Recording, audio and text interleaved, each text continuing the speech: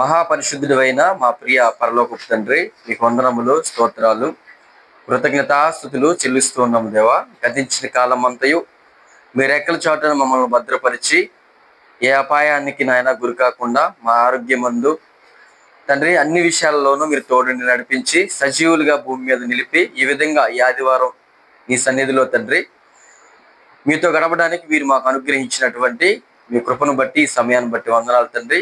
ఇప్పటి వరకు కొన్ని కీర్తనలు పాడుకుని మిమ్మల్ని మహింపరిచయం, తిరిగి మీరు మాకు ఇచ్చినటువంటి పరిశుద్ధ గ్రంథంలోని మీ మాటలను ధ్యానించడానికి మేము సిద్ధపడుతూ ఉంటుండగా మీరే తండ్రి అధ్యక్షుడిగా, మా తండ్రిగా మీ ఆత్మశక్తి ద్వారా మీ మాటలను మాకు బోధించి తండ్రి మమ్మలను మీ వైపు త్రిప్పుకున్నామని, మా హృదయాలను మీకు అనుకూలపరచమని వేడుకుంటూ కూడి వచ్చిన మా అందరినీ మీ దయగల హస్తాలకు అప్పచెప్పుకుంటూ ఈ దినం కొరకై మీరు ఏర్పాటు చేసిన మీ మాటలను మాకు బోధించమని వేడుకుంటూ మా ప్రభువును రక్షకుడైన యేసుక్రీస్తు వారి పరిశుద్ధమైన నామమున ఈ ప్రార్థన అడిగి వేడుకొనిచున్నాము తండ్రి, ఆమేన్. ముందుగా ఒక వాక్య భాగాన్ని మనం చదువుకుందాం. తిమోతి గారికి రాసిన మొదటి పత్రిక 1వ అధ్యాయము 8వ వచనం 11వ వచనం.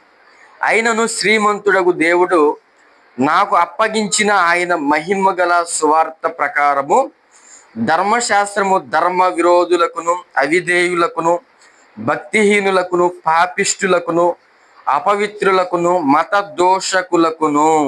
మత దోషకులు అనే కాడ రెండని నెంబరేసి చూడండి. ఆ పుట్టినోట్ల కింద రాయబడ్డ మాట ఏంటంటే భ్రష్టులకును అని రాయబడి ఉంది. అంటే మత దోషకుడికి సరైనటువంటి అర్థాన్ని ఇచ్చే మాట ఏంటంటే భ్రష్టుడు.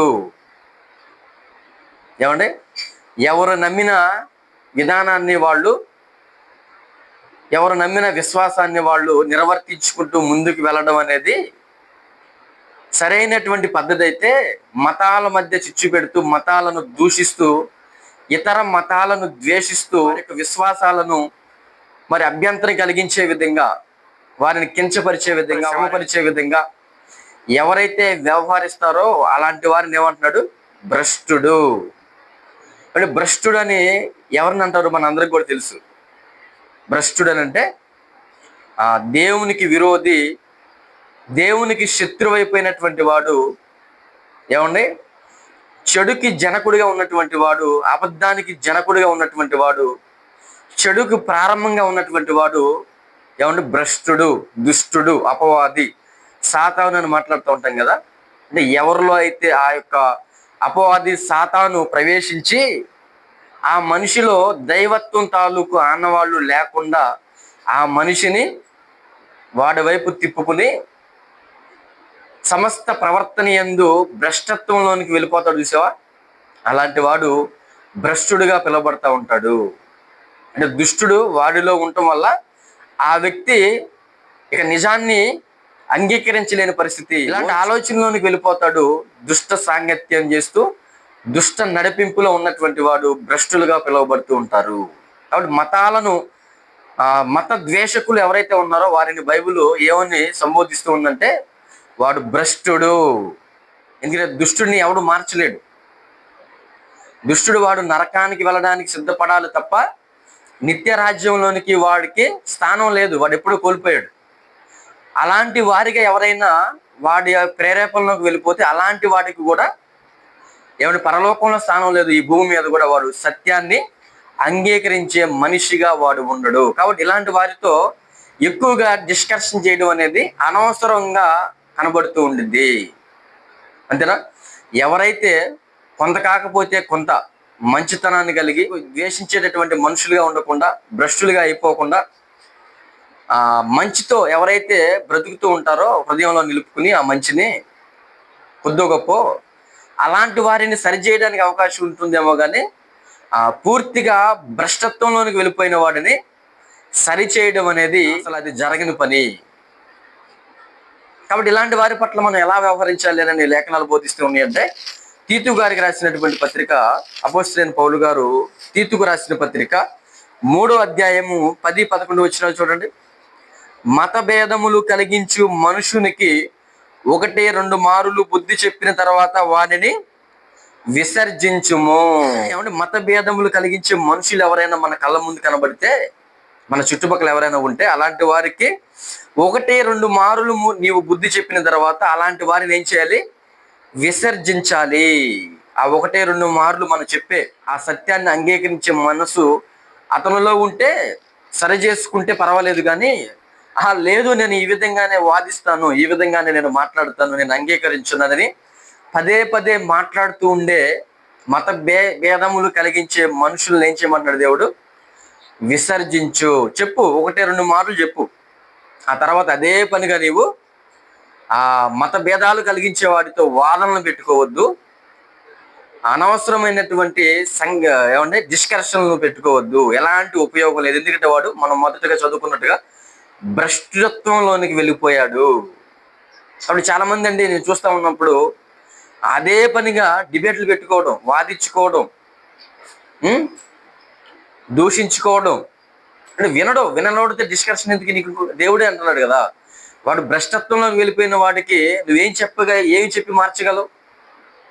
పరిపూర్ణంగా వాడు దుష్టుడికి లోబడిపోయాడు, భ్రష్టత్వంలోనికి వెళ్ళిపోయాడు.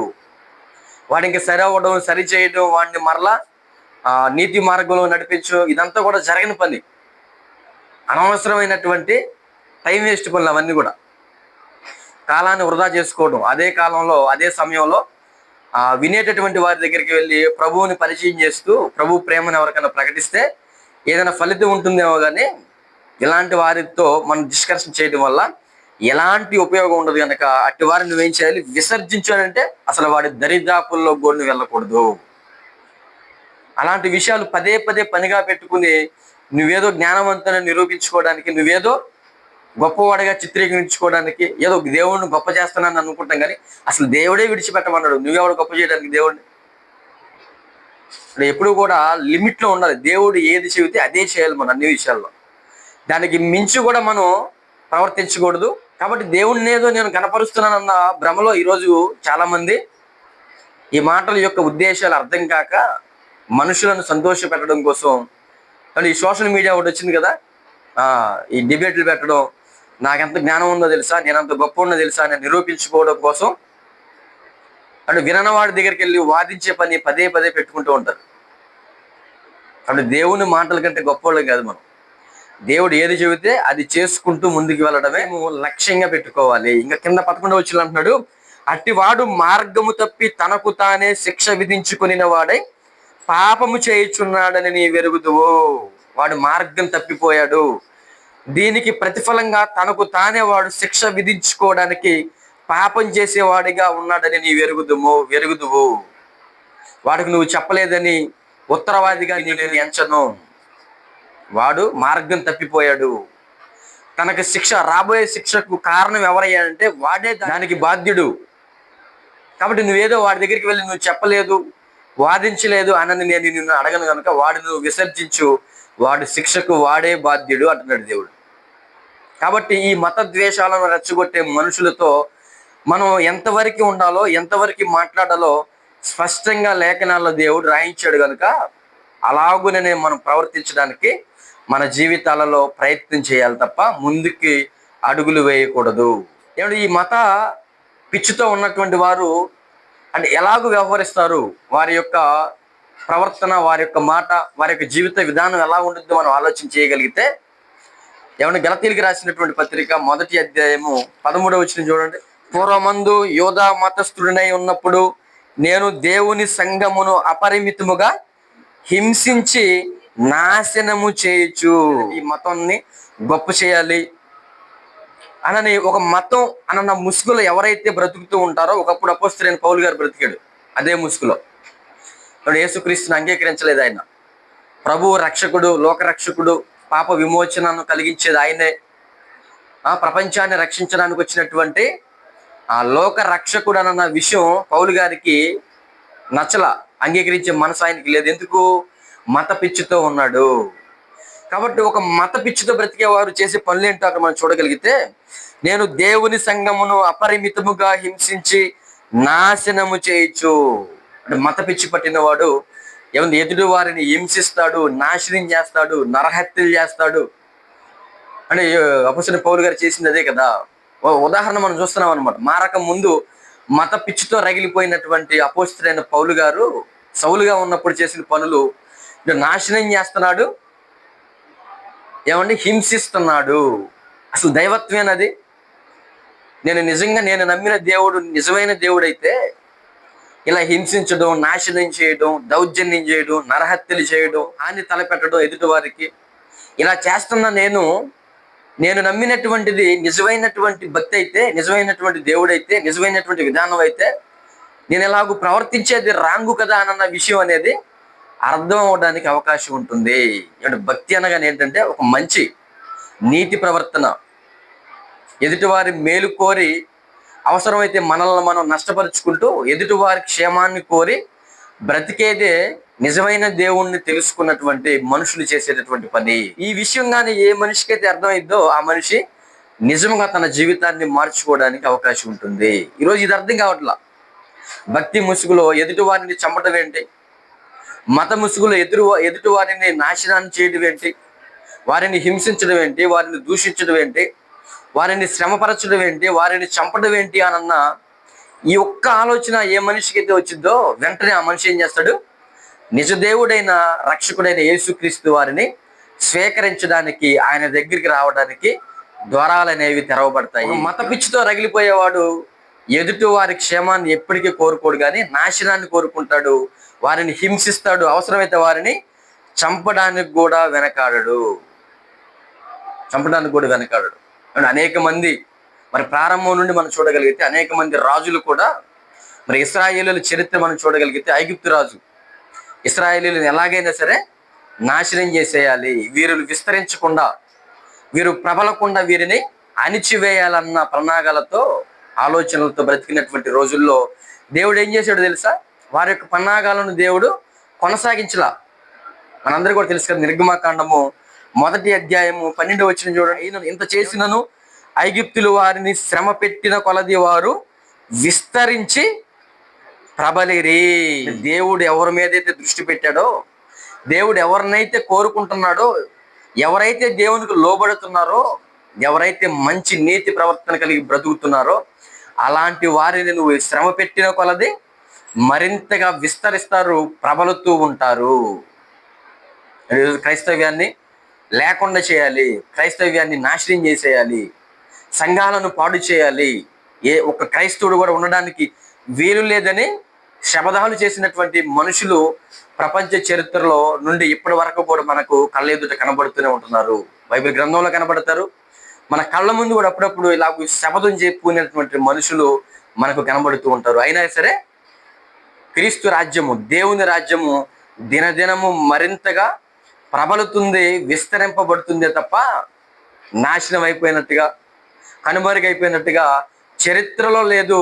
రాబోయేటటువంటి దినాలలో కూడా ఇది జరగదు. ఎందుకంటే దేవాది దేవుడు, సర్వశక్తిమంతుడైనటువంటి దేవుడు, నిజదేవుడైనటువంటి ఆ దేవుడు వారి పక్షాన ఉన్నప్పుడు ఏ మనిషి వారిని ఏం చేయగలడు చెప్పండి? మనల్ని ఏం చేయగలడు? ఏమీ చేయలేడు. అవసరమే. మత్తయి సువార్త 13వ అధ్యాయము 41. మనుష్య కుమారుడు తన దూతలను పంపును, వారు ఆయన రాజ్యములో నుండి ఆటంకములకు సకలమైన వాటిని దుర్నీతి పరులను సమకూర్చి అగ్నిగుండములో పడవేయుదురు. ఆయన రాజ్యములో ఆటంకములుగా ఒకవేళ నువ్వు ఉన్నవా, దుర్నీతి పరుడుగా నువ్వు ఉన్నవా, అలాంటి వారిని సమకూర్చి అగ్నిగుండములో పడవేయుదురు. అంటే ఈరోజు దేవుని రాజ్య వ్యాప్తి కొరకు అడ్డంగా ఉన్నటువంటి, దేవుణ్ణి దూషిస్తూ, ఏమంటే ఆయన పిల్లలను ద్వేషిస్తూ, దేవుడు ఏదైతే చేయాలనుకుంటున్నాడో ఆయన చిత్తానికి వ్యతిరేకిస్తూ, ఆయన సంకల్పాన్ని నిందిస్తూ, అవమానపరుస్తూ, ఆటంకాలుగా, దుర్నీతి పరులుగా ఒకవేళ భూమి మీద పెరిగితే అట్టివారు అగ్నిగుండములో పడవేయబడతారు. అంటే ఎంత భయంకరమైన శిక్ష! అంటే కాసేపు ఏదో నాకు ఇష్టం లేనటువంటి మనుషులను నేను శ్రమ పెడుతున్నాను, లేదా చంపుతున్నాను, లేకపోతే నాశనం చేస్తున్నాను, వారికి హాని తలపెట్టడం వల్ల నేదో తాత్కాలికమైన ఆనందాన్ని పొందుకుంటున్నానని ఏమంటే ఈ మతాలను రెచ్చగొట్టే మత ద్వేషకులు అనుకుంటున్నారేమో కానీ వారి యొక్క చివరి పరిస్థితి ఎలా ఉండబోతుంది అంటాడు దేవుడు. అగ్నిగుండములో పడవేదురు. ఆటంకాలుగా దేవుని ఎదుట నువ్వు, ఆయన రాజ్యంలో నువ్వు ప్రవర్తిస్తే ఎంత భయంకరమైనటువంటి శిక్ష! ఈ లోకంలో బ్రతుకుతున్న మనుషులు మనల్ని శ్రమ పెట్టాలని, మనల్ని అవమానించాలని, దేవుణ్ణి దూషిస్తూ, ఏమండి మతాల మధ్య చిచ్చు పెట్టే మనుషులు మన కళ్ళ ముందు కనబడుతూ ఉన్నప్పుడు మనము కూడా రేగిపోయే వారిగా ఉండకూడదు, కానీ దేవుడి మీద ఆధారపడుతూ దేవుని చిత్తమును బట్టి ప్రార్థనాపూర్వకంగా దేవా ఇది పరిస్థితి అని మనం ఎప్పుడైతే అడుగులు వేస్తూ ఉంటామో, మన ఆలోచనలను దేవునికి అప్పచెపుతూ ఉంటామో, అప్పుడు దేవుడు తన కార్యాలను ఆయన ఖచ్చితంగా చేస్తాడు. మనలో క్షేమకరమైన పరిస్థితుల్లోనికి తీసుకుని వెళతాడు. కాబట్టి ఈ విధానాన్ని అమలు పరచకపోవడాన్ని బట్టి చాలా మంది ఈరోజు మరింతగా రెచ్చగొడుతూ మత ద్వేషకులను ఏమండి వారిని మరింతగా పురుకొల్పే విధంగా క్రైస్తవం మీదకి వారి మాటలు, వారి యొక్క చర్యలు కనబడుతూ ఉంటున్నాయి. మొదటిగా ఏం చేయమన్నాడు దేవుడు? వారిని విసర్జించమన్నాడు. మత ద్వేషాలను రెచ్చగొట్టే వాళ్ళని ఏమంటే వారికి దూరంగా ఉండమన్నాడు. వారి శిక్షకు వాడే బాధ్యుడు. వాడు భ్రష్టత్వంలోనికి వెళ్ళిపోయిన వాడు. వారిని రెచ్చగొట్టామనుకో మనకు హాని తెచ్చుకుంటాం. మరింతగా రెచ్చగొట్టే విధంగా మన మాటలు, మన ప్రవర్తన ఉండకూడదు. సైలెంట్గా ఉంటూ మన పని మనం చేసుకుంటూ, ఎవరైతే రక్షణలోనికి రావడానికి ఇష్టపడుతూ ఉంటారో, మంచిని స్వీకరించే మనుషులు ఉంటారో, అలాంటి వారిని వాక్యాన్ని చెప్పి ప్రభువు వైపుకు మళ్లించే పనిలో మనం ఉండాలి తప్ప, వారికి ఎదురుగా వెళ్ళి మనం వారిని మరింతగా రెచ్చగొట్టే విధంగా మన మాటలు, డిబేట్లని, మరొకటని మనం చేయడం వలన మనకు హాని తలపెట్టడానికి అది అవకాశం ఉంటుంది తప్ప క్రైస్తవ్యానికి ఎలాంటి మేలు అనేది చేకూర్చబడదు. అపోస్తలుల కార్యములు 19:9 అయితే కొందరు కఠినపరచబడిన వారై ఒప్పుకొనక జన సమూహం ఎదుట ఈ మార్గమును దూషించుచున్నందున అతడు వారిని విడిచి, అంటే ఏ మార్గం అయితే క్రీస్తు మార్గం, సత్యమైనటువంటి మార్గం, పరలోకానికి చేర్చే మార్గం, ఆ మార్గాన్ని గురించి పౌలు ప్రసంగిస్తున్నప్పుడు, వారితో మాట్లాడుతూ ఉన్నప్పుడు, ప్రకటిస్తూ ఉన్నప్పుడు వారు ఏం చేశారంట? ఈ మార్గమును దూషించుచున్నందున అతడు వారిని విడిచిపెట్టి శిష్యులను ప్రత్యేకపరచుకుని ప్రతి దినము తురన్ను అను ఒకని పాఠశాలలో తర్కించుచూ వచ్చును. ఎవరితో తర్కిస్తున్నాడు? వినేవాళ్ళు ఉంటారు. ఇది కాదు, అది కదా, అది కాదు, ఇది కదా అనని వినడానికి మనసు కలిగి ఉన్నటువంటి వారితో ఆయన ఏం చేస్తున్నాడు? తర్కిస్తున్నాడు, వారితో మాట్లాడుతున్నాడు. కానీ ఎవరైతే దూషిస్తున్నారో, మనం చదువుకున్నట్టుగా మత దోషకుడు అంటే భ్రష్టుడిగా అయిపోయిన వాడు, ఆ గెస్ట్ చేస్తున్నాడు అన్నమాట పౌలు గారు. అంటే గమనిస్తున్నాడు, తెలుసుకోనగలుగుతున్నాడు. ఒక క్రైస్తవుడికి మనం ఏం చేయాలంటే ఎదుటివాడి మనస్తత్వం ఎలాంటిది, వాడి మాటలను బట్టి, వాడి ప్రవర్తనను బట్టి మనం గెస్ట్ చేయగలగాలి. ఊరకనే నమ్మేసి ఏది జీవితం అన్నట్టుగా సమయాన్ని వృధా చేసుకుంటూ ముందుకు వెళ్ళకూడదు. అది తెలివి తక్కువ వాడు చేసే పని. తెలివి కలిగిన వాడు వీడు ఈ మార్గాన్ని దూషిస్తున్నాడు, మత దూషకుడు వీడు అన్న ఆ కన్ఫర్మేషన్ మనకు వచ్చినప్పుడు మనం ఏం చేయాలి?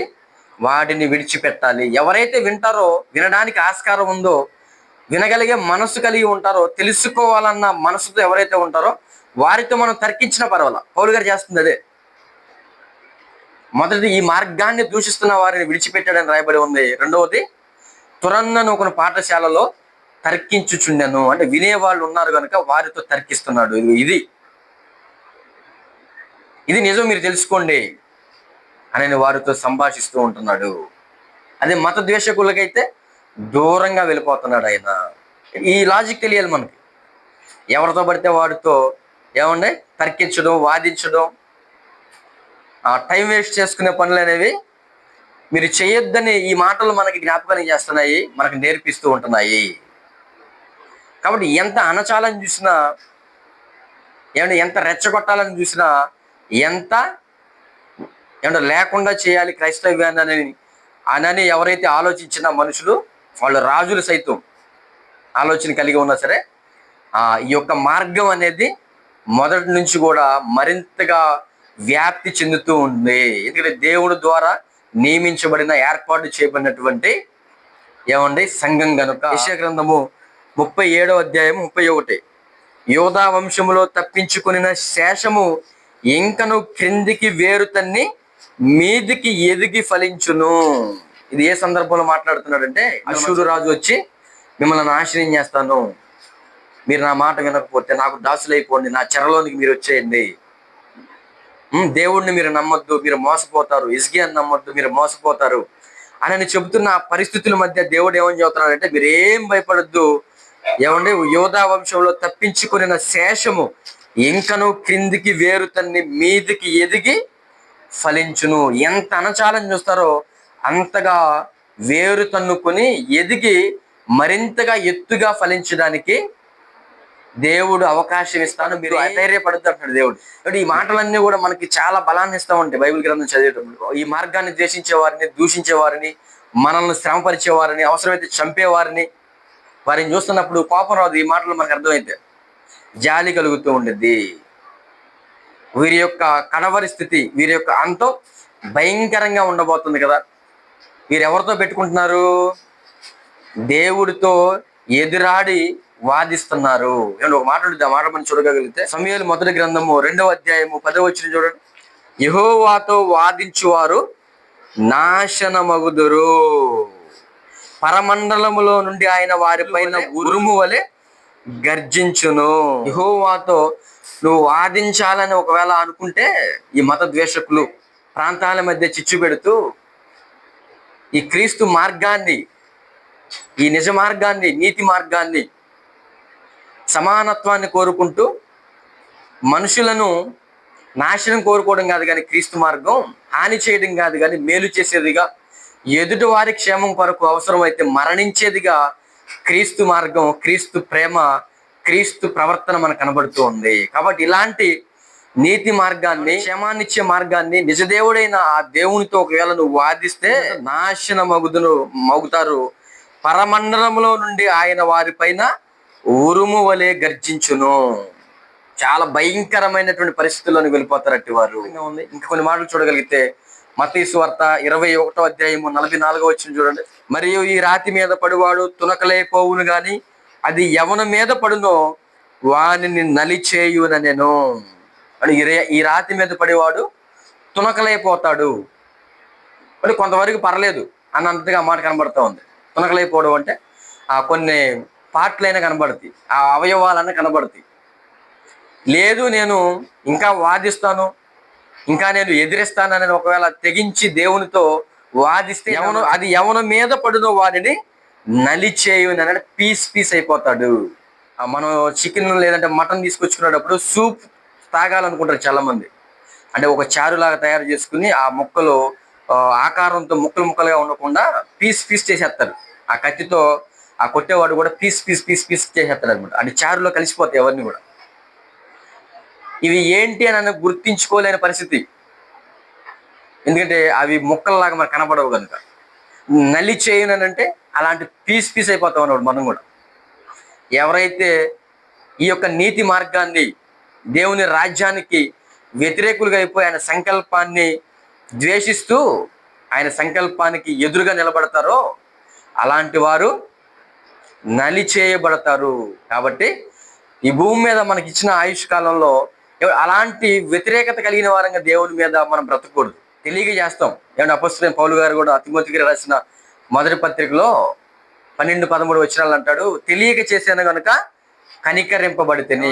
ఆ మాట చూడగలిగితే మనం తిమోతి గారికి రాసినటువంటి మొదటి పత్రిక 1వ అధ్యాయము 12-13. పూర్వము దోషకుడను హింసకుడను హానికరుడైన నన్ను తన పరిచర్యకు నియమించి నమ్మకమైన వానిగా ఎంచాడు. నన్ను బలపరిచిన మన ప్రభు అయిన యేసు క్రీస్తునకు కృతజ్ఞుడై ఉన్నాను. తెలియక అవిశ్వాసం వలన చేస్తుంది కనుక కనికరింపబడితిని. ఉద్దేశపూర్వకంగా తెలిసిన తర్వాత కూడా తిరుగుబాటు చేసేటటువంటి మనసు అపోస్తలుడైన పౌలు గారిది కాదు, తెలియదు అప్పటికి ఆయనకి. కాబట్టి అవిశ్వాసం వలన తెలియక చేశాను కనుక నేను కనికరింపబడ్డాను అంటున్నాడు. కానీ ఈరోజు ఏమంటే ఎక్కడో యెరూషలేములో జన్మించినటువంటి యేసుక్రీస్తు వారు మా భారతదేశానికి రావడం ఏంటి? మనకు సంబంధించిన వాడు కాదు, మన దేశానికి సంబంధించిన వాడు కాదు, మన ప్రాంతానికి సంబంధించిన వాడు కాదు, మన భాష సంబంధించిన వాడు కాదు. ఏమంటే దేవుడు అంటే ఒక దేశానికి, ఒక రాష్ట్రానికి, ఒక జిల్లాకి, ఒక గ్రామానికి ఒక్కొక్క దేవుడు ఉండడు. ఏడు సర్వ సృష్టిని కలిగించింది దేవుడే కనుక ఆ దేవునికి కులాలు, మతాలు, భాష, ప్రాంత భేదాలు అనేవి ఉండవు అన్న విషయం అనేది ఎవరైతే అర్థం చేసుకుంటారో అలాంటి వారు క్రీస్తును వెంబడించడానికి అవకాశం ఉంటుంది. క్రీస్తు చేసినటువంటి శిలువ త్యాగాన్ని అర్థం చేసుకుని క్రీస్తు మన పట్ల జరిగించినటువంటి కార్యాలు, ఆయన దైవత్వం యొక్క ఆ ఆనవాళ్లను గుర్తించి దేవుని వైపు మళ్ళడానికి, నిజదేవుడు ఈయనని తెలుసుకోవడానికి అవకాశం అనేది ఉంటుంది తప్ప ఇలా ఆలోచించకుండా మన దగ్గరికి వాళ్ళు వచ్చి పెత్తనం చేసేది ఏంటి? మనకు దేవుడు లేడా? మనం నమ్మిన వాడు దేవుడు కాడా? అనని సరైనటువంటి పవిత్రమైన ప్రవర్తన లేకపోయినా హాని కలిగించకూడదు, మేలు చేయాలి, వాళ్ళ మేలు కొరకు అవసరమైతే ఆ మనం నష్టపోవాలన్న అదే కదా క్రీస్తు ద్వారా మనకు నేర్పించబడింది, క్రీస్తు మనకు నేర్పించింది. అదే కదా నిజమైనటువంటి భక్తి. ఈరోజు ఈ మతాల మధ్య చిచ్చు పెట్టేవాళ్ళు, ఈ దేవుని మార్గాన్ని ద్వేషించేవారు కూడా ఎలాంటి వారంటే పూర్తి సమాచారం అనేది తెలుసుకోకుండా, దేవుడు అంటే నిర్వచనం అర్థం చేసుకోకుండా, భక్తి అంటే ఏందో అర్థం చేసుకోకుండా, అర్థవంతం లేనటువంటి ప్రశ్నలు వేస్తూ ఈరోజు క్రైస్తవ్యాన్ని, క్రీస్తుని ద్వేషిస్తూ ఉంటున్నారు. అసలు ఎవరు మరి ఈ యొక్క నీతి మార్గాన్ని దూషించేటటువంటి వారిగా ఉంటారు? అది వారికి ఏది కొదువవడాన్ని బట్టి ఆ మార్గాన్ని వారు దూషిస్తున్నారో మనం చూడగలిగితే, కీర్తన గ్రంథం 74వ కీర్తన 18. యెహోవా శత్రువులు నిన్ను దూషణ చేయుటను, అవివేక ప్రజలు నీ నామమును దూషించుటను మనస్సునకు తెచ్చుకొనుము. అంటే ఏమంటాడు? అవివేక ప్రజలు నీ నామమును దూషించుటకును, నిన్ను దూషించుటకును అంటున్నాడు. అంటే నిజంగా జ్ఞానం కలిగిన వాడు, వివేకంతో వ్యవహరించేవాడు, వివేకం కలిగిన వాడు ఆయనను దూషించడు, ఆయన నామాన్ని దూషించడు. ఎవరు దూషిస్తారు? అవివేక ప్రజలు అంటున్నాడు ఇక్కడ. ఎందుకు అవివేక ప్రజలు అని ఎందుకు అంటున్నాడంటే, ఇదిగో నిజంగా తెలుసుకోకుండా, దాంట్లో ఏముందో అర్థం చేసుకోకుండా, పూర్తిగా వినకుండా, దైవత్వం తాలూకు ఆనవాళ్ళు ఎలా ఉంటాయో అర్థం చేసుకోకుండా మాట్లాడే మనుషులు అవివేక ప్రజలు. కాబట్టి ఇలాంటి వారు దేవుణ్ణి దూషిస్తారు, ఆయన నామాన్ని దూషిస్తారు. ఇంకా 22వ వచనంలో కూడా చూడండి. దేవా లెమ్ము, నీ వ్యాజ్యము నడుపుము, అవివేకులు దినమెల్లా నిన్ను నిందించు సంగతి జ్ఞాపకం చేసుకొనుము. అండ్ అవివేకులు దినమెల్లా అవసరమైతే దేవుని ప్రజలు ఏం చేస్తారు? నిందిస్తారు. అందుకే చూడండి, చాలా మంది నిందించే వారు మాత్రమే ఉన్నారు, అవమానపరిచే వారు మాత్రమే ఉన్నారు, క్రీస్తును దేవునిని దూషించేవారు మాత్రమే ఉన్నారని మనం అనుకుంటాం. చూడండి, చాలా తెలివిగలిగిన మనుషులు ఎలా ఉంటారంటే, వాళ్ళు నమ్మే విశ్వాసాలు వేరైనా, వారు మతాలు వేరైనా సరే, క్రీస్తు ప్రేమ తాలూకు ఆ మాటలు ఎక్కడో చోట వింటారేమో, ఎవరో ఒకరు వారికి ప్రకటించడాన్ని బట్టి నిజమే కదా, చాలా మంచి, చాలా నీతి ఉంది, చాలా భక్తి అక్కడ కనబడుతుంది అని వారి హృదయంలో విశ్వసించిన వారై పూర్తిగా మారకపోయినా ప్రభువుని, వారి హృదయాల్లో ఒక నిర్ణయం కలిగి బతుకుతూ ఉంటారు. ఏంటో తెలుసా? మనం అలాంటి మహానుభావుణ్ణి, అలాంటి ప్రేమ కలిగి మన కోసం ప్రాణం పెట్టిన ఆయన్ని మనం నిందించకూడదు, ఆయన్ని మనం అవమానపరచకూడదు, ఆయనని మనం దూషించకూడదు. ఇది ఎవరు చేసే పని? వివేకం కలిగిన వారు చేసే పని. అవివేకులు చేసే పని ఆయన నామాన్ని దూషించడం, ఆయన పిల్లలను దూషించడం, ఆయనను దూషించడము. కాబట్టి నిజంగా తెలియగలిగిన వాడు ప్రభువుని, ఆయన మార్గాన్ని దూషించడం అనేది జరగదు. ఇంకా ఈ కీర్తన గ్రంథంలోనే 83వ కీర్తన చూడండి. 83వ కీర్తన 1 నుండి మనం చదువుకోగలిగితే, దేవా ఓరకుండకుము, దేవా మౌనముగా ఉండకుము, ఓరకుండకుము, నీ శత్రువులు అల్లరి చేయుచున్నారు, నిన్ను ద్వేషించి వారు తల ఎత్తి ఉన్నారు, నీ ప్రజల మీద వారు కపటోపాయములు పన్నుచున్నారు, నీ మరుగుజొచ్చిన వారి మీద ఆలోచన చేయుచున్నారు, వారు ఇశ్రాయేలు పేరు ఇకను జ్ఞాపకము రాకపోవునట్లు జనముగా ఉండకుండా వారిని సంహరించుదుము రండని చెప్పుకొనిచున్నారు. ఏక మనసుతో వారు ఆలోచన చేసుకుని ఉన్నారు, నీకు విరోధముగా నిబంధన చేయుచున్నారు. ఇశ్రాయేలీల కాలంలో కూడా వీరు ఒక జనముగా ఉండకుండా వీరిని చేసేయాలి మనం. ఈరోజు క్రైస్తవ్యం మీద కూడా ఇలాంటి పరిస్థితే. ఆలయాలు లేకుండా, లేదంటే మందిరాలు లేకుండా చేసేయాలి, పడగొట్టేసేయాలి, మనం అందరం కూడా ఏకం అవ్వాలి, ఒక తాటి మీదకి రావాలి. ఏమండి? అవసరమైతే కొంత ఖర్చు అయినా సరే మనం పెట్టుకోవాలి అనేది చాలా పన్నాగాలు, కపటోపాయాలు, దురుద్దేశాలు. ఏమంటే పేరు అసలు జ్ఞాపకంలోనే కూడా లేకుండా తీసేసేయాలి, సంహరించేయాలి అంటే ఏక మనసుతో. అంటే మంచి చేయడానికి ఏక మనసు రాదు, కానీ మనుషులకి ఒక చెడు చేయడానికి మాత్రం మనుషులు ఏకమవుతూ ఉంటారు. అలా ఏకం అవడానికి పన్నాగాలు పన్నుతున్నారు.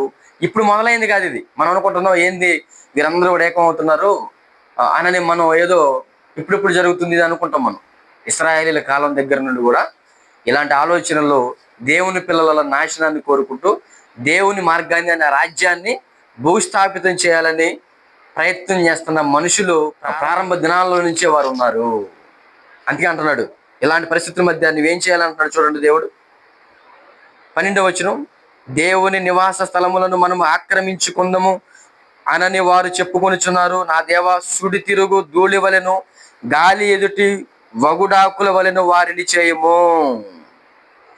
దేవుని నివాస స్థలములను మనము ఆక్రమించి, ఈరోజు మందిరాలు మనం స్వాధీనం చేసుకుందాం, మందిరాలను పడగొడదాం. క్రైస్తవ్యానికి ఉన్నటువంటి వేల ఎకరాల భూములు మనవే, మన ప్రాంతానికి సంబంధించి, మన దేశానికి సంబంధించినవి. వాళ్ళేంటి అసలు ఇక్కడికి వచ్చి పెత్తనం చేయడం? కాబట్టి వాళ్ళ స్థలాలను మన స్వాధీనం చేసుకున్నాం. మన యొక్క మతానికి సంబంధించిన వాడు అధికారిగా ఉన్నాడు అని నేను రెచ్చగొట్టే మాటలు ఇవన్నీ ఈరోజు మనం చూస్తూ ఉంటున్నాం. ఒకరోజు ఆ క్రైస్తవులు లేకపోతేనే తినడానికి తిండి లేనటువంటి పరిస్థితి భారతదేశానికి. పేదవాళ్లను ఆదుకుని, పేదవాళ్ళ యొక్క యోగక్షేమాలు కోరుకుని, వాళ్ళకి మంచి బట్టలను ఇచ్చి, వారికి సదుపాయాలను ఇచ్చి, వారి యొక్క అనారోగ్య పరిస్థితుల మధ్య హాస్పిటల్ కట్టించి, ఏమండి వారికి విద్యని నేర్పించి, ఇప్పటికి కూడా మన కళ్ళ ముందు అనేక ప్రాంతాలలో అవన్నీ కూడా మనకు కనబడుతూ ఉంటాయి. క్రైస్తవులు వచ్చి నిర్మించినటువంటి భవనాలు, ఆ యొక్క హాస్పిటల్లో మనకు కూడా దగ్గరలో చీరాల్లో బేరీ హాస్పిటల్ అని ఒకటి ఉంది కదా, అది క్రైస్తవులు నిర్మించింది కొన్ని 10 సంవత్సరాల క్రితం. కానీ దేవుని ప్రేమను బట్టి మరి వేరే దేశంలో ఉన్నటువంటి వారు కూడా మన దేశానికి వచ్చి, వారికి భాష రాకపోయినా భాష నేర్చుకుని, కొన్ని 10 సంవత్సరాలు ఈ భారతదేశంలో ఉంటూ వారి కుటుంబాలను విడిచిపెట్టి, వారి సంతోషాలను విడిచిపెట్టి, మన సంతోషాలే వారి సంతోషాలుగా ఇచ్చుకుని, మనకి విద్య నేర్పించడానికి, మన ఆరోగ్యాన్ని బాగు చేయడానికి కష్టంతో వారు అనేకమైనటువంటి పనులు చేస్తే ఈరోజు ఏమంటున్నారు? ఇది మన మతానికి సంబంధించింది కాదు, మన ప్రాంతానికి సంబంధించింది కాదు. చూసారా, మతాల మధ్య చిచ్చుపెట్టు, మత భ్రమలో బ్రతుకుతున్న మనుషులు ఆలోచించే విధానం ఇదైతే, ఒక మంచి మార్గంలో ఉన్నటువంటి క్రైస్తవులుగా ఉన్నటువంటి వారు దేశాలను విడిచి సరైన సౌకర్యాలు లేకపోయినప్పుడు కూడా ఓడలలో, సముద్రాల్లో ప్రయాణం చేసుకుంటూ ప్రాణాలకు తెగించి మన మధ్యకి వచ్చి మనకు సేవలు అందించారు. చూసారా దేవుని ప్రేమ ఎంత కనబడుతుందో. అట్లా ఇంకా కొన్ని మాటలు చూడగలిగితే, మత్తయి సువార్త 18వ అధ్యాయము 6వ వచనం నుండి, నా యందు విశ్వాసముంచి ఇచ్చిన వారిలో ఒకరిని అభ్యంతరపరచువాడెవడో వాడు మెడకు పెద్ద తిరుగుడు రాయి కట్టబడిన వాడై మిక్కిలి లోతైన సముద్రంలో ముంచివేయబడుట వానికి మేలు. ఒక మంచి మార్గంలో, సత్యమైన మార్గంలో ఒక మనిషిని వాడుకున్నటువంటి చెడు వ్యసనాలలో నుంచి తప్పించి పవిత్రపరిచి ఆ యేసు మార్గంలో నడుస్తున్నటువంటి ఒక చిన్నవాడు, ఒక మనిషి, ఒక విశ్వాసి, అలాంటి వారిని అభ్యంతరపరిచే విధంగా ఒకవేళ ఎవరైనా వ్యవహరిస్తే, అలాంటి వారు మెడకు పెద్ద తిరగటి రాయి కట్టబడి మిక్కిలి లోతైన సముద్రంలో పడవేయబడుట వానికి మేలు. ఎందుకో తెలుసా? ఎందుకు? ఒక మంచి మార్గాన్ని వాడు దూషిస్తున్నాడు, ఒక మంచి మార్గాన్ని చెడిపివేయడానికి వాడు ప్రయత్నం చేస్తున్నాడు కనుక, భయంకరమైన ఆ శిక్షలోనికి వెళ్ళిపోవడానికి వాడు సిద్ధపడాలి కనుక, అలాంటి వాడు ఈ భూమి మీద బ్రతకడానికి కూడా అనర్హుడు అన్నట్టు కనబడతా ఉంది. ఎందుకు? ఒక మంచి మార్గాన్ని చెడిపేస్తున్నాడు. మార్గంలో వెళ్ళేటటువంటి వాడిని మార్గం తప్పించడానికి వాడు ప్రయత్నం చేస్తున్నాడు. ఈరోజు చాలా మంది అండి, మరి దేవుడిని, నేను కూడా అలాంటి వాడిని కదా, మీరు కూడా అంచుమించి అలాంటి వాడు. మరి ప్రభువును మనం ఎరగక ముందు భయంకరమైనటువంటి లోక సంబంధమైన ఆలోచనలు, ఒక కుటిలత్వంతో, ఒక స్వార్థంతో, ఒక మత్సరంతో ఎదుటివాడి మేలును ఓర్చుకోలేని పరిస్థితి, మనకు మనమే హాని చేసుకునే పరిస్థితి, మనకున్న అలవాట్లను బట్టి. అంతేనా? ఒక తాగుడు, లేదంటే ఒక వ్యభిచారం, ఒక దొంగతనం, ఒక భయంకరమైనటువంటి మరి దుర్గుణాలు కలిగి బ్రతుకుతున్న మనలను యేసుక్రీస్తు వారు ఏం చేశాడు? బాగు చేశాడు. మనం చెడిపోయలేదు కదా. ఆయన మాటలు విన్న తర్వాత మనం బాగుపడ్డాం, మనల్ని మనం మార్చుకున్నాం. ఈరోజు ఆరోగ్యవంతులుగా, ఎదుటి వారికి మేలు చేసేవారంగా, ఎదుటి వారిని ప్రేమించేవారంగా, ఎదుటి వారికి సహాయం చేసేవారంగా, ఏమంటే ఎదుటివాడు బాధలో ఉంటే ఓర్చుకోలేని ఆ క్రీస్తు మనసు కలిగిన వారంగా ఈరోజు మనం ఉన్నాం. ఎంతో కొంత ఆ మనసు మనకు రావడానికి మనకు మాదిరి ఎవరు? మనకు నేర్పించింది ఎవరు? యేసుక్రీస్తు వారే కదా. కాబట్టి ఆయనే మన దగ్గరికి వచ్చి బోధించకపోతే, ఆయనే మన కోసం సిలువలో మరణించకపోతే, ఈ నీతి సంబంధమైన మాటలు మనకు తెలియజేయించకపోతే మనం అసలు ఇలాగ బ్రతికేవారా? కానీ యేసుక్రీస్తుని విశ్వసించడాన్ని బట్టి ఒక మంచి మార్గంలోనికి మనం వచ్చాం. ఇది ఎవరు కాదనలేనటువంటి ఒక సత్యం. కళ్ళ ముందు కనబడుతున్న ఒక ప్రాక్టికల్గా మనకు కనబడుతున్నటువంటి ఒక దృశ్యం ఇది. దీనిని ఎవరు కాదనలేరు. ఇలాంటివి అనేకమైనవి జరుగుతున్న అప్పటికి కూడా ఏం మాట్లాడుతుంటారో తెలుసా మనుషులు? అది ఒక మతం, అక్కడికి మీరు వెళ్ళొద్దు, వేరే బాబు నా జీవితాన్ని మార్చాడు దేవుడు. అది ఒక మతం కాదు, అది ఒక మార్గం. ఒక మనిషిని అపవిత్రుడిగా ఉన్నటువంటి ఒక మనిషిని పవిత్రుడిగా మార్చేటటువంటి మార్గం అది.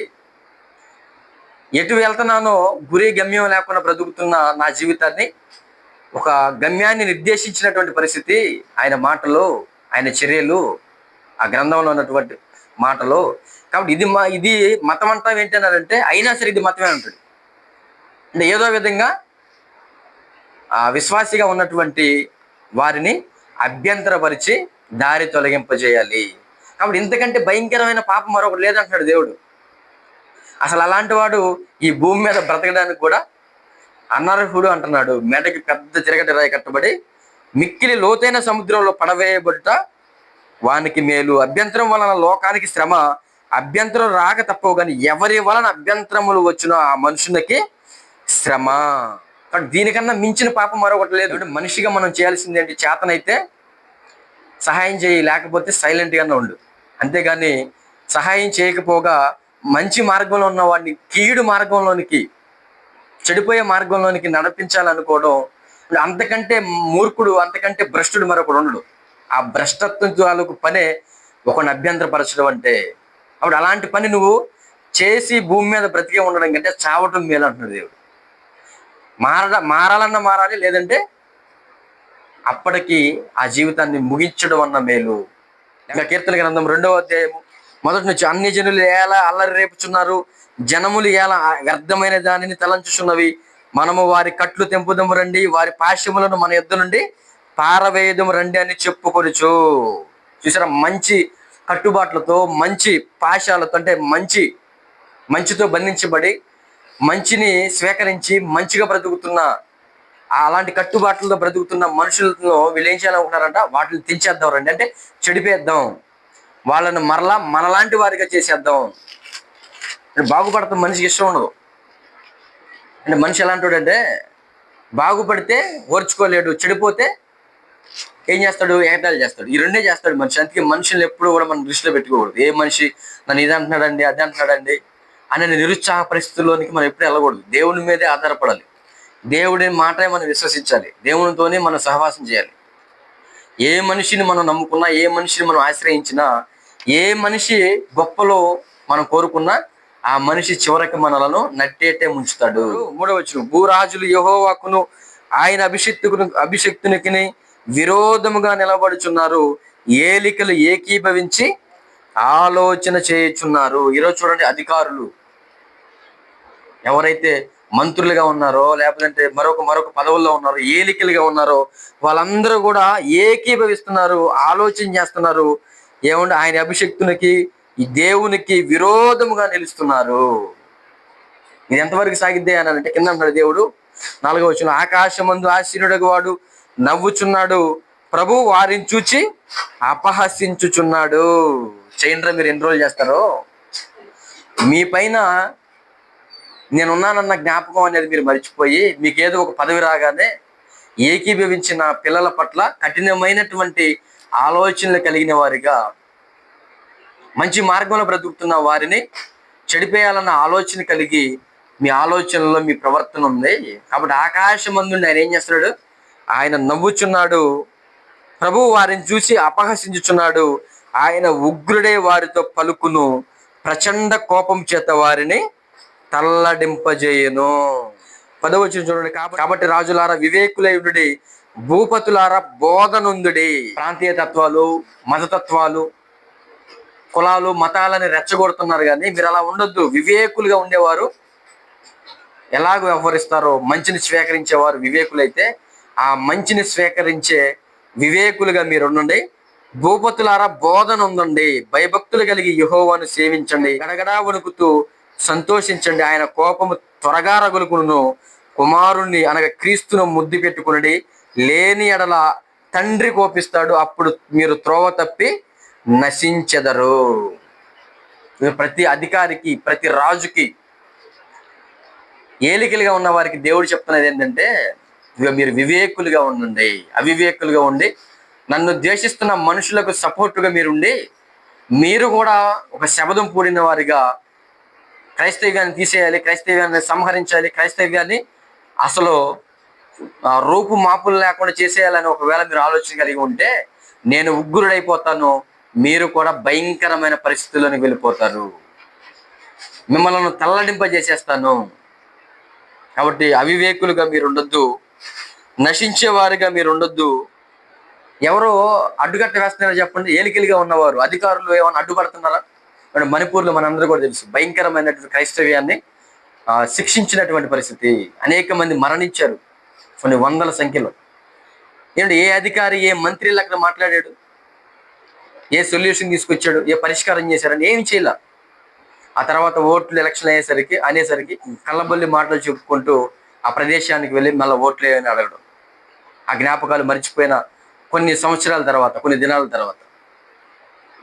కాబట్టి మనుషులు ఏలికలుగా ఉన్నవారు, అధికారులుగా ఉన్నవారు, మీరు భయపడండి అంటున్నాడు దేవుడు.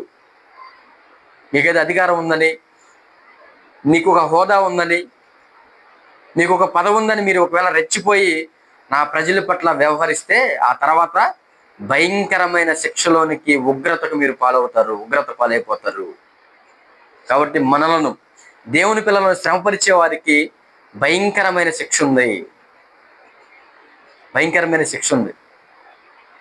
యెహెజ్కేలు గ్రంథము 22వ అధ్యాయము 3వ వచనం చూడండి. యెహెజ్కేలు గ్రంథము 22వ అధ్యాయము, యెహెజ్కేలు గ్రంథం 22వ అధ్యాయం 3. ప్రభువైన యెహోవా సెలవిచ్చినదేనగా, నీ కాలము వచ్చినట్లు నరహత్యలు చేయు పట్టణమా, నిన్ను అపవిత్రపరచుకున్నట్లు విగ్రహములు పెట్టుకుని పట్టణమా, నీవు చేసిన నరహత్యల చేత నీకు నీవే నేరస్థాపన చేసుకుంటవి.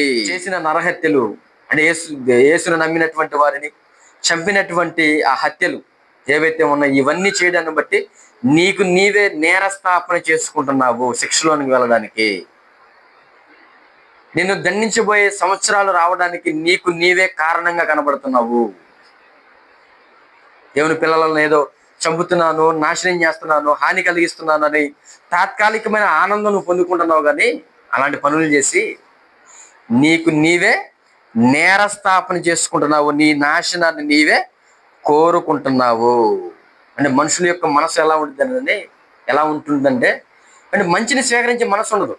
అంటే గెరాసేనుల దేశంలో మనందరికీ కూడా తెలుసు, దెయ్యం పట్టిన ఒక వ్యక్తి ఉంటాడు, తనను తానే గాయపరుచుకుంటాడు.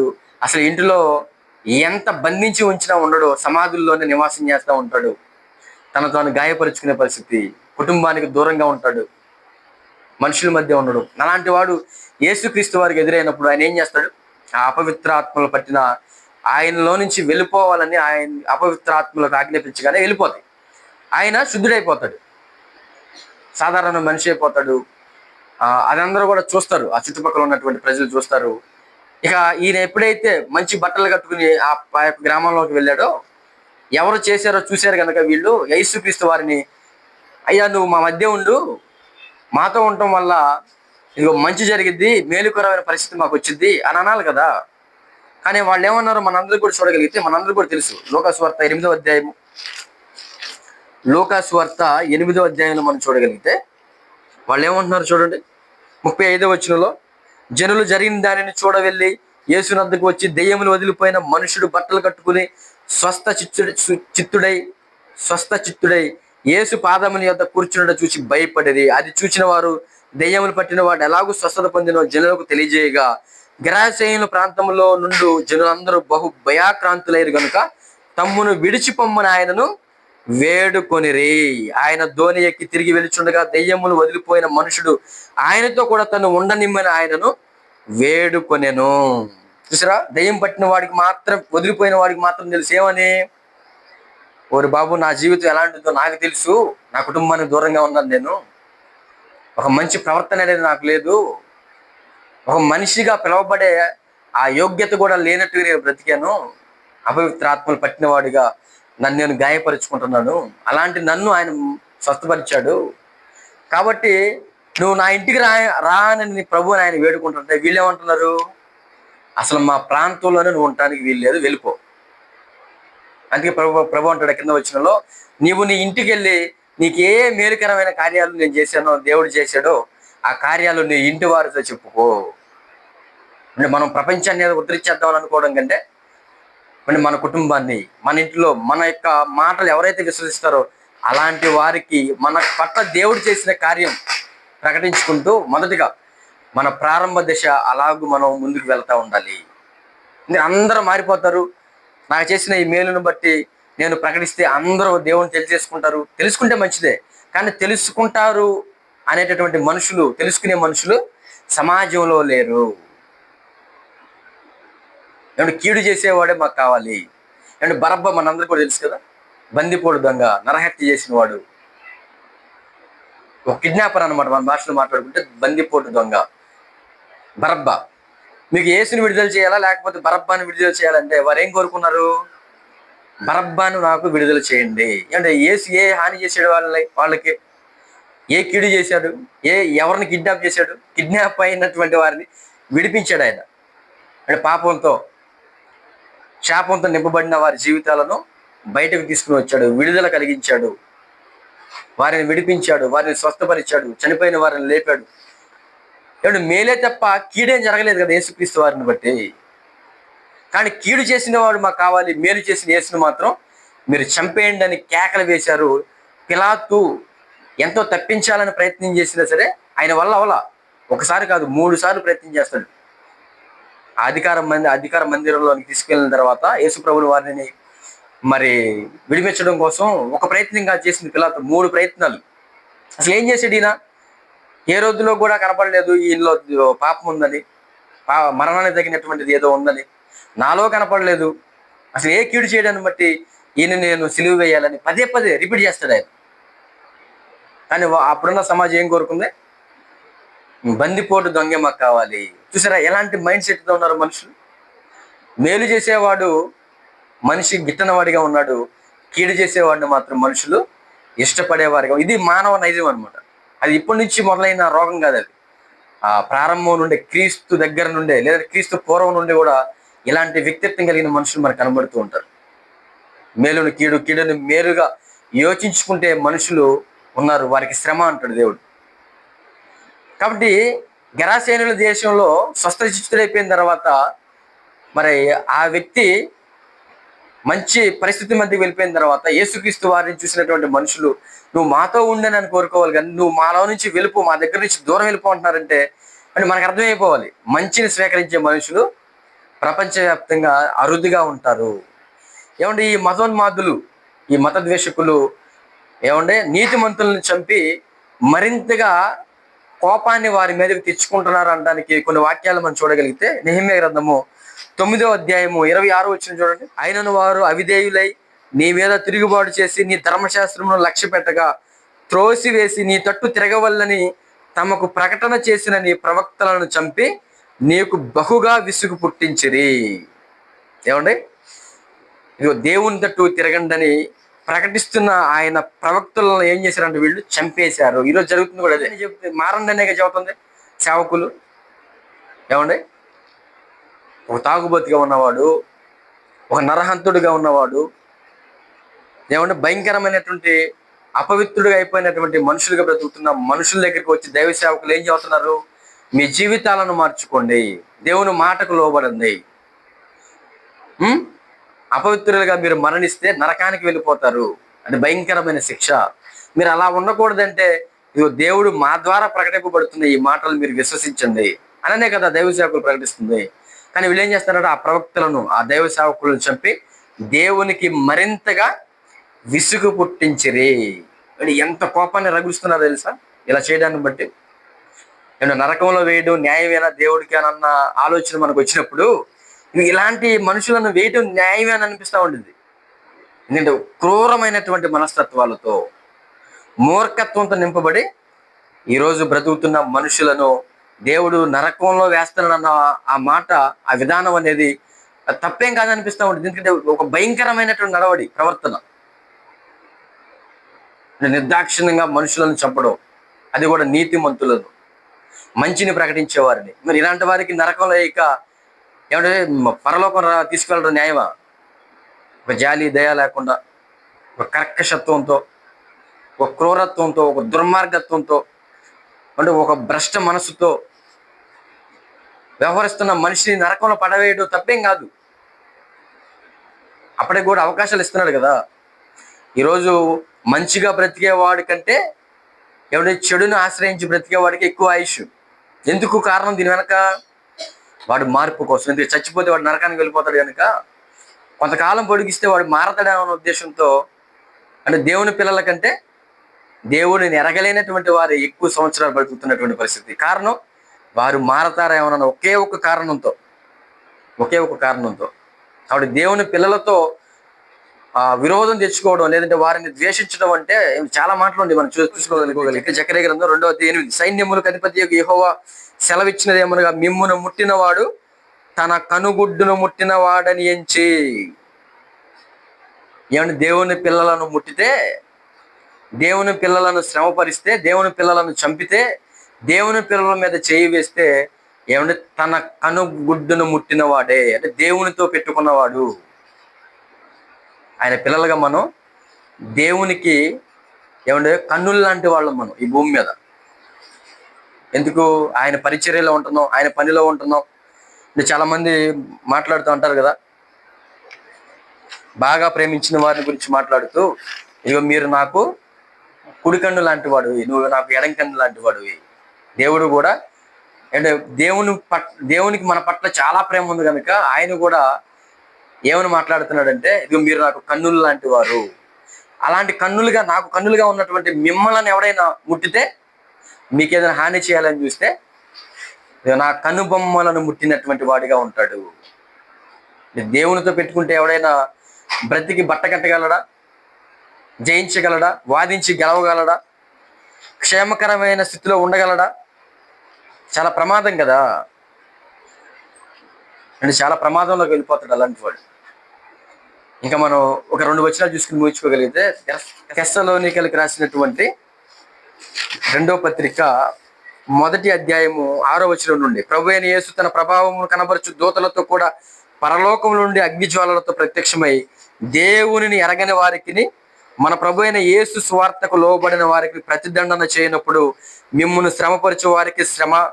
ఈరోజు శ్రమపరుస్తూ మనలను ఆనందపడుతున్నారు, కానీ యేసు ప్రత్యక్షమైనప్పుడు మనల్ని శ్రమపరిచిన వారికి శ్రమ. శ్రమ పొందుచున్న మీకు మాతో కూడా విశ్రాంతి అనుగ్రహించుట దేవునికి న్యాయమే. అని శ్రమ పొందుచున్నవాడు విశ్రాంతిలోనికి వెళతాడు, శ్రమ పరిచేవాడు నిత్యమైన శ్రమలోనికి వెళ్ళిపోతాడు. చాలా భయంకరమైన పరిస్థితి కదా. దేవుని పిల్లలను దేవుడిని దూషిస్తూ నీతికి వ్యతిరేకులుగా బ్రతికేటటువంటి మనిషికి చివరి పరిస్థితి నిత్యమైనటువంటి శ్రమలోనికి అట్టివాడు వెళ్ళిపోతాడు. అంటే ఎంత భయంకరమైనటువంటి పరిస్థితి. ఇంకా హెబ్రీయులకు రాసిన పత్రిక 12వ అధ్యాయం 3వ వచనం చూడండి. హెబ్రీయులకు రాసిన పత్రిక 12వ అధ్యాయం 3, మీరు అలసట పడకయో మీ ప్రాణములకు విసుకకయో ఉండునట్లు పాపాత్ములు తనకు వ్యతిరేకముగా చేసిన తిరస్కారమంతయు ఓర్చుకుని ఆయనను తలంచుకుని. పుట్టినోట్లో 2వ నేసం చూడండి, ఏమనుందా? తమ సొంత హానికే. అంటే యేసుకు పాపాత్ములు వ్యతిరేకంగా చేశారు. ఏం చేశారు? దూషించారు, చెంప మీద కొట్టారు, ఉమ్ము వేశారు, సిలువ వేశారు, చంపేశారు. అంటే పాపాత్ములుగా వీరు ఉంటూ ఆయనకు వ్యతిరేకంగా తమ సొంత హాని కొరకే చేశారు అవంతా కూడా అంటున్నాడు. అంటే దేవుని పిల్లలకు, క్రీస్తు నమ్మిన విశ్వాసులకు, ఆయన పిల్లలకు ఎవరైనా వ్యతిరేకంగా మాట్లాడినా చేసినా అది ఎవరికి చేసుకున్నట్టు? తమ సొంత హాని కొరకే వాళ్ళు చేసుకున్నట్టు. వారిని ఏదో మేము శ్రమపరిచాం, వారిని ఏదో మేము చంపేసామని ఆనందపడితే ఆ తర్వాత ఇవన్నీ కూడా నీ సొంత హాని కొరకే. నీ మీద నీవే నేరస్థాపన చేసుకుంటున్నావు, నిన్ను నీవే శిక్షకు అర్హుడిగా ఎంచుకుంటున్నావు నీ ప్రవర్తనను బట్టి. బట్ ఆయన పిల్లలను ద్వేషించడం, దూషించడం, దేవుడిని మీదకి ఆడరాని మాటలు ఆడడం, మతాల మధ్య చిచ్చు రేపడం. ఏమంటే ఈ నీతి మార్గాన్ని ద్వేషించే మనుషులందరూ తెలుసుకోవాల్సింది ఏంటంటే, మీ సొంత హానికే మీరు ఎలాగూ ప్రవర్తిస్తున్నారు. ఆ తర్వాత మీరు భయంకరమైన శ్రమలోనికి, నిత్య శ్రమలోనికి వెళ్ళిపోవడానికి సిద్ధపడండి అనేది దేవుడు హెచ్చరిస్తూ ఉంటున్నాడు. కాబట్టి మత ద్వేషకులు ఏమండి, మత భేదాలు కలిగించేటటువంటి మనుషులు పట్ల మనం ఎలా వ్యవహరించాలి, వారి పరిస్థితి ఎలాంటి భయంకరమైన హానికరమైన పరిస్థితులు గెలవడానికి సిద్ధపడబోతుంది అన్న దేవుని మాటలు మనం ధ్యానించాం. అని ఎంత భయంకరంగా ఉంది.